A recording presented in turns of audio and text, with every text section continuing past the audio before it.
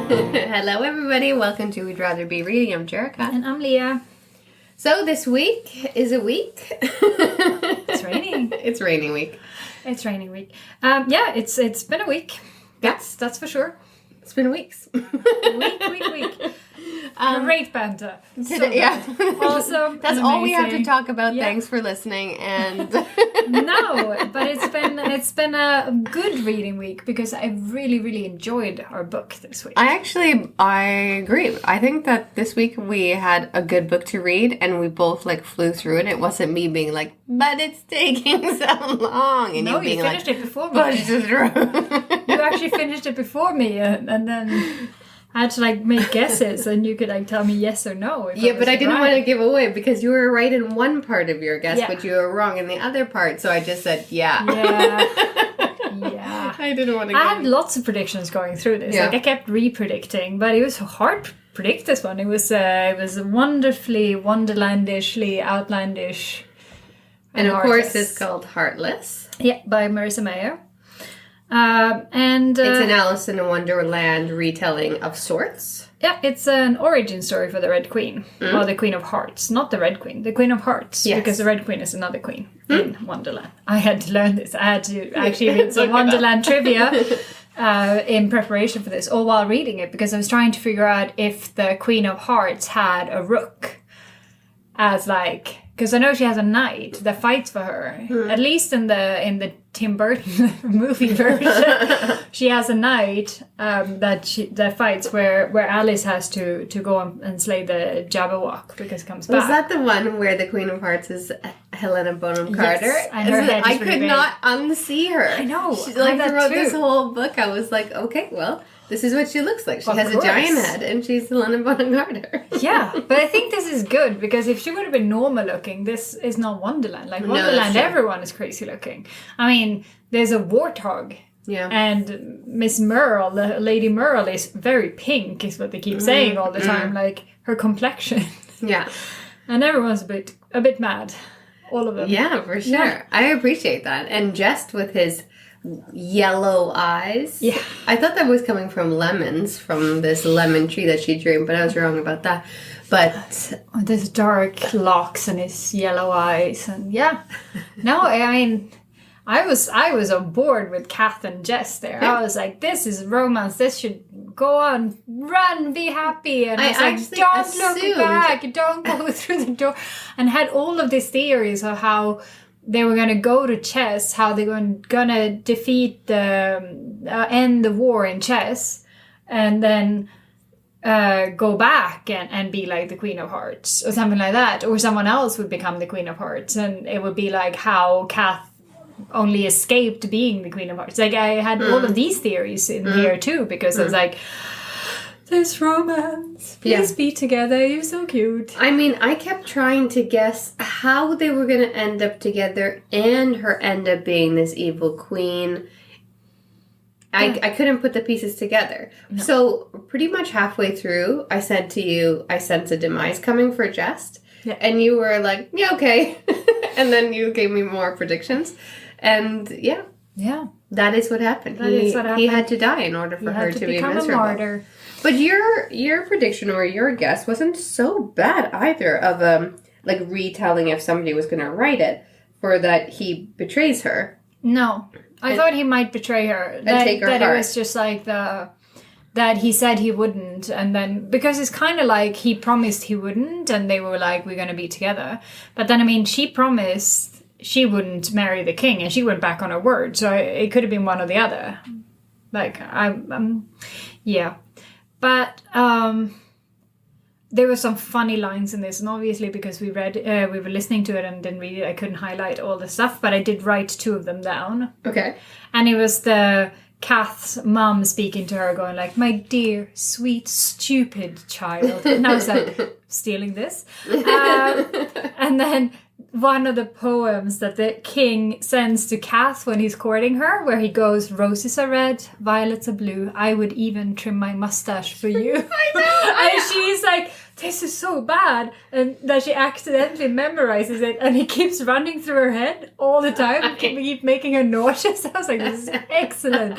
I love this. I actually wrote that down too, or highlights. I was laughing so much about the mustache. I have to say, the best part I think about this book was this narrator, like the person reading it for us. She was fantastic. Oh, she was so good. And you know what? From voices. Last week and all of my complaints about the narrator and things like that, this was a totally different story. And I was thinking to myself, could I imagine if she now broke character and said, "You hear that, readers? Guess how many times just as this?" Like, I couldn't imagine this book being like the previous one we read. It was so much better in the narration. So much better. And just her voices. She had all the different voices for all the different characters. And the laugh she had for Kath's mum when she was trying to impress the queen. Like the and she had all of these. I was like, and these are so great. Yeah.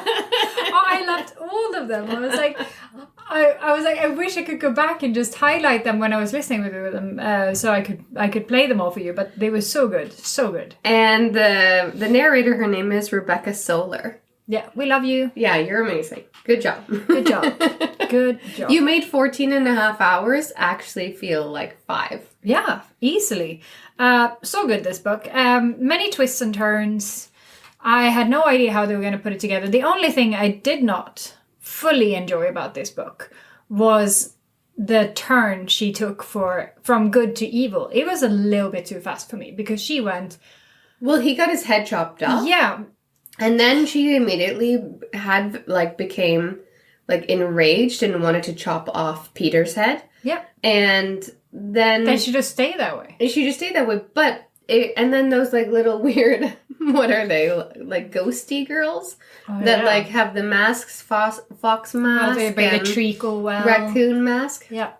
And those little... The sisters. Sisters. They're super friggin' creepy. That's for damn sure. I wouldn't want to meet them for anything. Not for making any deals or don't even visit me in my dreams. You guys are creepy. Yep. They said, "Don't worry, Peter's going to come to us searching for a new life one day, and then we'll send him to you, and you will get your vengeance." Yeah. And that was just the cherry on the top for her. So she decided that her whole life is now going to be about vengeance. For sure, but she went so evil, so fully evil. And she took... I mean, I know it's... But her heart is gone. She doesn't have a heart anymore. Before she gave up her heart. No. Yeah. She gave up her heart very fast. She did, but then she gave up her heart. Yeah, but they didn't take it until later, so her heart was still in her body, and she was towards her family, towards Marianne, towards anyone that'd been kind to her, she was just no, and how she was trying to eradicate Jess's memory, ripping up all the white roses, being no, gone, I can't have any of this here. Yeah. And how she's bullying the king, because at the end of the day, we're talking about a fairy tale here, but the king just kept saying, he's really not that bad. No, he's means a nice guy. Well, yeah. and she basically bulldozed this king and bullied him into marrying her, and she will take over and she will be that awful queen, and he will be the one who secretly pardons people when she screams off with their head, which is what he does. He secretly pardons, because otherwise there'd be no one alive in Hearts, because she's all everyone's off with her head. And but I found it kind of ironic that that's how it started, by her lover's head being chopped off. And then she wanted everyone else's head to be chopped off. Yeah. You would think that since she didn't want any white roses or anything that reminded her of him, that is a huge memory. It is, for sure. I guess she was trying to treat other people to the same fate, kind of thing. I don't know. This part lost me because it was very fast, the turn. It wasn't I guess she went home and she was sad for a day, and then she had to go to this ball thing, and then, but I think I would have liked to see, because she was also knowing this is a fairy tale and these are magical creatures, she took zero responsibility for her actions at any point during this whole book. When she killed, I mean, she's like, Peter's all wife. of her choices. She's like, but it was you did this, and Marianne's fault, and everyone else's fault. I have no part in this, no fault of mine. I know, when she goes to save Marianne, and then she kills Peter's wife, and then Peter's wife is dead, and she's like, meh. And then she's like, Marianne, you idiot. Yeah. You're the reason why we're in this. Yeah, you're the reason why he's dead. You're the reason, but it was her choice. Like, a lot of it was her choice. Yeah. Like, most of what happened was But you're right, she blamed her. everybody else. She took no responsibility, which I guess goes with her Queen of Hearts. Yeah. Because that's what she is in there. She's vicious and cruel and takes no responsibility for anything. It's just off with her head, off with her head. But it was great. I liked her throughout it, even though she took no responsibility. I like her throughout the book. I like the book. I tiny bit wish that we saw more recognizable characters, because everyone was kind of new, other than the Queen of Hearts. We don't No, but we knew the Mad Hatter. Okay, Hatter, and Cheshire and all the cards that are the guards, like the playing cards. Oh, you're right. Yeah. There's a lot of... It's just that... and they name drop a lot. From chess, it was the Tweedledee and Tweedledum. Yeah. And... That's where and Alice the rabbit comes from, was the master of ceremonies. He's the white rabbit that Alice follows down the... He was in it. Right, he's the master of ceremonies. Okay. He's the rabbit, the white rabbit. And he gets given that clock and he's all like... Oh, yeah. Oh, so happy with this. And then it's all like, gotta keep the time, yeah. So, yeah. No, I mean, I think there was a fair amount of noble, like, recognizable characters. I mean, even the Jabberwock, we know. We know But I really liked it a lot. And me too. And I do want to read more of her books now. I'm very curious to see what she did with And all you the know, other this stories. is full fantasy. It went straight into the fantastical land of Alice in Wonderland. Stayed solidly in there the whole time. Yeah. I loved it. And it was just, I liked that it was really truly in Wonderland, where it's like stuff and nonsense and things, like all the expressions were crazy, and it wasn't crazy that the cobbler was a centipede, or who smoked the hookah. Oh, yeah, that's right. He's a caterpillar, right? A caterpillar, that's right. And I mean, I liked that it was just normal that the warthog is a duke, and that they do play croquet with their hedgehogs and the flamingos. And they had to talk to the hedgehog about taking the right turn and running fast. Like, it's fun. It's fun. I like it a lot. And then we decided to read a little lighter book. Then I decided, because I pushed hard for this book, and I have to apologize already, because it was not a good decision. But at this point, I just kind of wanted something light and romantic. So, deciding, it does come with a 4.3 star review in Goodreads. That's huge for this book. And it also turns out it's book 4 in a series. That does not matter. You know what? Then the rating is following the people that love this author's stories. So I decided that we should read Rookie by Samantha Whiskey. What a name. Samantha Whiskey. The fact that her last name is Whiskey and then they drink a lot of whiskey in the book but also. I mean, a lot of this choice was... it was light and romantic and only 5 hours long. Yes, only 5 hours to listen to. And the cover is a guy with like ripped abs. It's literally so just a shirtless you sent it to me and I said, with hockey yep. and I did send you a football alternative, American football. And I had already read I was like, look, we can show off my non-existing knowledge of American football again, or we can go for hockey where I didn't know that, but it was actually not American football. That guy in the player, he is a soccer player and he calls it football, and he trashes Americans for calling it soccer because he's an American that is playing in a European team. I think Manchester is something like very famous. or Barcelona, and What do you know? Clearly, I did not even read actual soccer. Clearly, I just judged that book fully by its cover. I read it this summer because I was full in on the romantic. What we're gonna do now? We're gonna be judging this book by its cover. Okay. So I'm just saying, this Rookie by Samantha Whiskey. It literally cuts him off at neck level. No need to see his face, and right at penis, pubic hair level, there's a couple of hockey sticks covering him, which means his penis is very, very small tiny. if it gets covered by this. Not sure what's happening underneath it. Oh no. And the tagline for this is, the one woman he wants is the one he's forbidden to touch. Ooh, for sure. And then, but I mean, just looking at this cover, we both know that we would fully pick it up because, well, let's face it. No, wait. If I was at a bookstore, I wouldn't even come close to this book. But then on my phone, I would read many of these books. Oh, you see, there's some other ones in the series. Look how they're just men with really good abdominal muscles. And one has a tattoo. We should read that guy next. That's number 5. That's the next one. God, there's so many books in this here. 9 here, just on pictures. Okay, so they're short romantic reads. And I gotta say, from off the bat, it's not gonna be deep. Not gonna be a lot. I have an excellent and probably very accurate prediction for this book. Oh yes. Okay. So, starting off, I want to say your choice of narrators, Samantha Whiskey, are terrible. Horrible. He sounds like he's about 75 years old, and she sounds like she's out of breath the whole time. So, she's out of breath, and she's also like cat lady in her like late 50s. Yeah. There's nothing wrong with cat ladies. But she like hasn't left her house because she has a really hard time keeping her her name is Tatiana. And I was like, oh, she's gonna be good because her name's Tatiana. She's gonna be sexy, maybe a little Russian-y. No, she's not. No. All right. So what's happening so far in this book? Bentley, terrible name. Yeah. You should never name your kids after cars. Can I just put that out there? This is just like it should not be avoid the car name.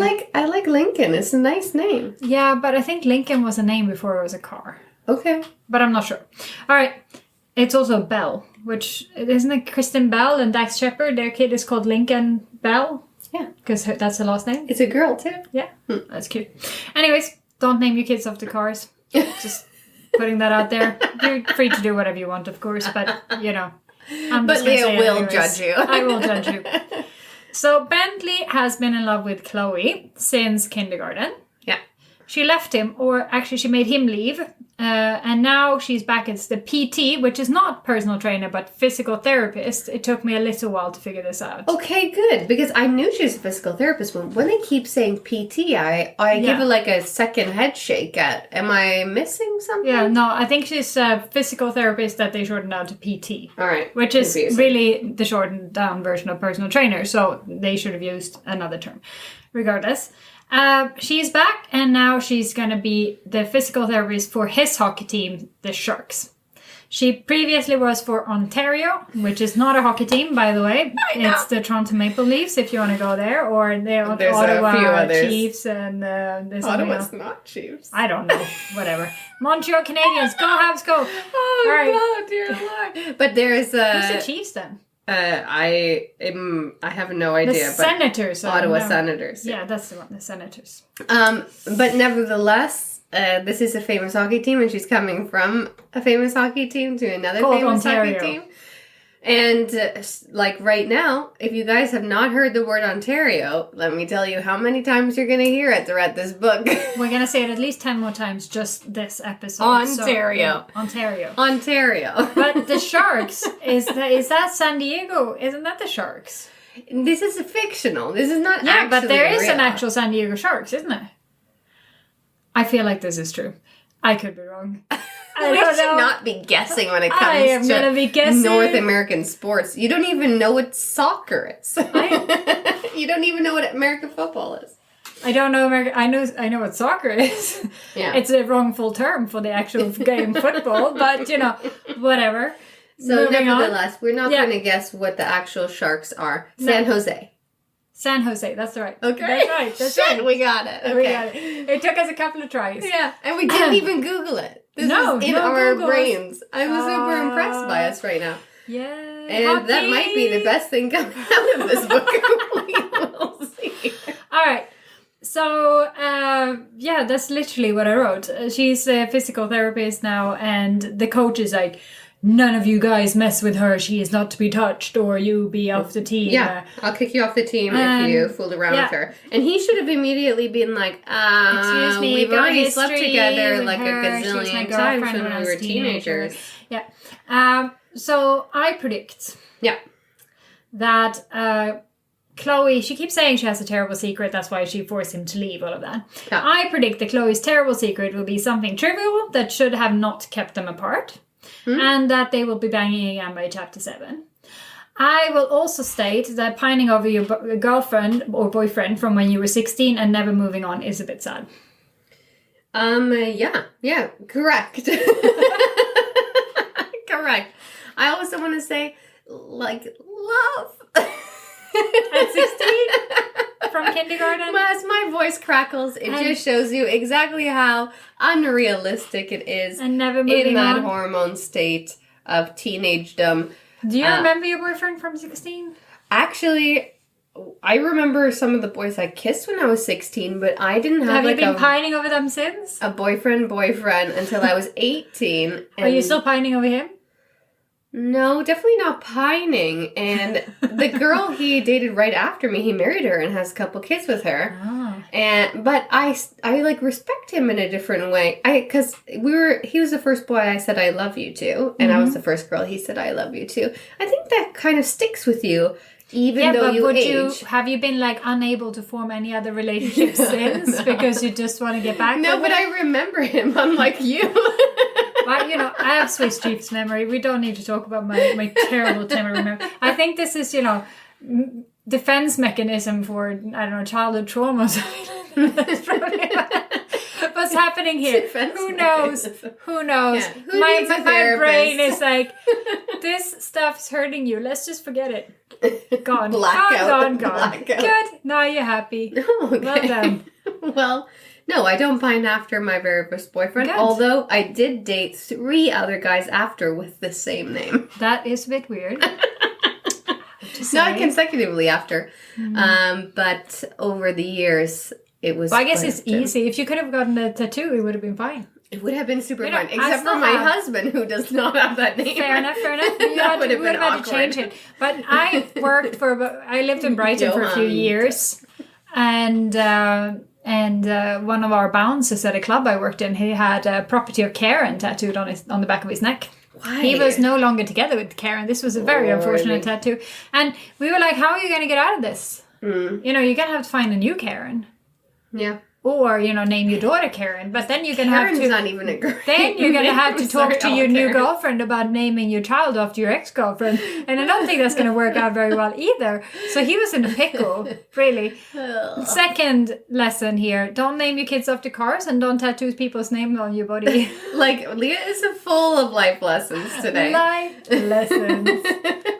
It's a rainy week. Listen to Lia's life lessons. Yeah. No car names and no person's tattooed names. Yes. All good. Did not even make sense what I said there. But who knows? Tattooed names. I'm like, we'll run with that. We just go. I mean, they'll know what she's saying. We're just going to nod and then go like, I probably didn't hear that right. And no, you did not. You did not hear that right. It's all you. So that is the beginning of the book that we started to read. So what do you predict? Oh, yeah, my prediction. You forgot to predict. You know what? I predicted immediately after I was like, I think this has gone on long enough. So what, 5 minutes in? Exactly. And it was like, I predict that they are together, even though they're not supposed to be together, but that they keep it a secret. And then that's, in these books, there's always like a thing that like almost breaks them up and then they run back together. Yeah. It's going to be like, I can't keep us a secret anymore. One of them is going to want to stay a secret and the other one is want to be out with it. And the other one's going to be like, but you're going to ruin your career. And the other one's going to be like, but I want to be with you anyways. So it blows up for a little hot minute and then they get back together. And it will be true love forever. And they will get to hang out with those other couples that are already on the team, which has books before. Yeah. And then at the there will end be of this, added. it's going to be just a whole team with girlfriends, and they're all going to be there. Like, no one's ever going to be traded from this team. They're just all going to be there with their girlfriends. I wonder if they will also go into the whole how all athletes cheat on their wives thing. It's like, oh no, also this team is just everyone is faithful because they're so in love. Yes, all so in love. So in love. This is how you know that this book is a fantasy. Oh, it's a fantasy book? Yeah, it is a fantasy. Because, one, you have a super hot hockey player who is pining over his girlfriend from when he was 16. That's 10 years ago, I should also say. And would never date anyone else because he's still in love with her. Love. And to the point where anyone he sleeps with now has to understand the agreement that this is one night only, no strings attached.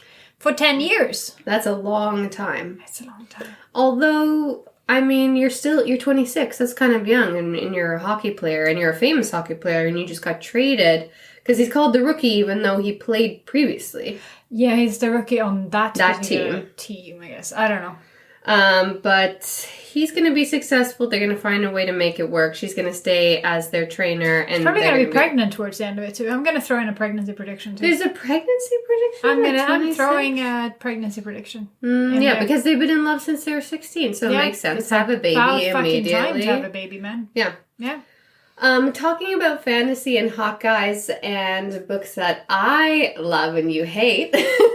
Actually, you don't hate because you have never even ever read this author before in your life. And that is none other than Amelia Hutchins has a new book out, everybody. Oh my God. It is the final installment of the Monsters book, which is a series that was beside this bad thing. You know what? To do advertising. She does not. She has no idea I exist. But I really wish she did because I'm in love with you, Amelia Hutchins. And everything you write and say, I just feel like we are soulmates. There's some sort of spirit animal connection between the two of us.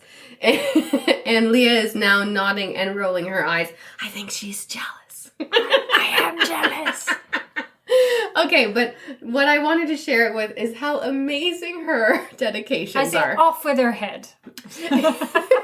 You know, that might happen. Actually, it does happen in this book. There's a lot of off with the heads in this book. Because it's a monsters book, and they're all supernatural creatures, and it's the final installment of their story.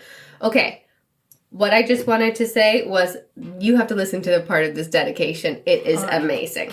You remember the last dedication where she shouted out to all her old colleagues that can go fuck themselves? Oh, yes. Okay, this one, I just highlighted the last part of it. And it says, to the new author reading this, you can do it. Anything we're doing isn't easy. It's supposed to be terrifying. You're about to embark on a journey, and adventures are always daunting and scary at first. I promise you that it's worth it.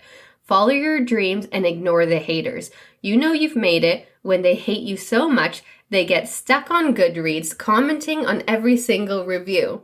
Signed, that one author bitch who doesn't give two fucks because she's too damn tired and all her fucks were already given out this year. Oh, wow. Wow. Do you see what I mean? I do like, see. I need to be with her. But I have sad news. No! What happened? She's married. No, She's married and has kids. So no. am I. And I Fair enough. No, I just found out in sad news that Tracy Wolf Court yeah, I already saw. is not out until November 9th. Pissed. We cannot do this. You know, this is I unacceptable. I know, you can't. She promised us Tease. August. That is a fucking tease. August, and then it was like September 12th. And I was like, oh, September 12th. And now it's not till November. I saw that the other day and I was like, what is happening? Unacceptable. How can we survive without Grace? I mean, you know what the answer to that is? Very well. We should. We should definitely survive without Grace. She's annoying. How can we survive without Hudson? I can't wait. Yeah, no, I can't survive without Hudson. But I cannot wait until this is made into a movie and we get to see they're gonna the be like main female. 15 minutes long because they're gonna have to take all the inner monologue out. And then it's gonna be like the actual events of it. It's gonna be like, Miss Wolf, we tried really hard. But nothing happens apart from inner monologues. So we have these stretched out scenes where we just zoom in on her face where she looks thoughtful and ponderous. I know there's 5 books, but there's just not an hour and a half. We can only get 15 minutes out of this book one. Is there any way we could just squish them all together into one movie? That's hilarious. Actually, Grace goes on and on and on for hours talking to herself. But her boyfriends snap her out of it and we're like, where did you go? Come yes. back. We're in the middle of a fight here. Come on, don't just lie there. You need to pick up your sword and hit somebody with it. Come on. Just lie there on the ground. You're a gargoyle for crying out loud. Just, turn to stone or something. My eyes are hurting. I cannot, but I'm pissed now. I'm so mad that it's not coming out till November. Yeah, but unacceptable. We might have to not read it. Like that was never going to happen. Never. We read it as soon as it comes out. Of course we are. Of course we are. It's already pre-ordered. No, it's not. No, but I would. I mean, why not? I'm going to buy it. It's going to be inscribed. Don't worry. Okay, good. Yeah. All right. Well, deep breath. Let's get to reading this super amazing literary masterpiece called Rookie by Samantha Whiskey. We will have finished it in like a hot minute because it's really short. So stay tuned for the next book. Read it. It doesn't take long. And we'll talk to you next week. Bye. We'd Rather Be Reading is an original podcast by Jerrica and Lia and The music for The Penguins, written and performed by David Allred from the album The Transition, courtesy of Erased Tapes. Please check him out on Spotify and check us out on social media. We're on Facebook and Instagram at We'd Rather Be Reading and on Twitter at We'd Rather Read. You can also email us at we'dratherbereadingthepod@gmail.com. Thanks for listening.